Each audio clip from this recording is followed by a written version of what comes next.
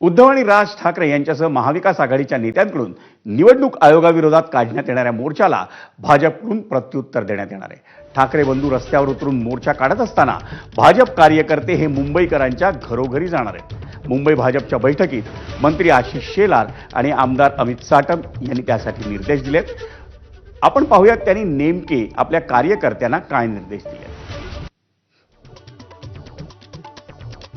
महत्वाचे 7 मुद्दे, मविया मनसेचा मोर्चा आणि भाजपची रणनीती। भाजप कार्यकर्त्यांनी 31 ऑक्टोबर ते 2 नोव्हेंबर या 3 दिवसात मुंबई पिंजून काढावी। भाजप कार्यकर्त्यांनी मुंबईत घरोघरी जाऊन नागरिकांची भेट घ्यावी।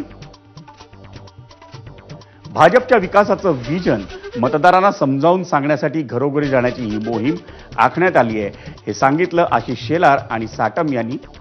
शेलार आणि साटम यांचे जिल्हाध्यक्ष, मंडल अध्यक्ष आणि माजी नगरसेवकांना हे निर्देश आहेत। आवाज मुंबईकरांचा, संकल्प भाजपचा असं अभियान राबवा असं त्यांनी सुचवलेलं आहे। मतदारांना अपेक्षित मुद्देही जाणून घेण्याचं त्यांनी कार्यकर्त्यांना आवाहन केलंय।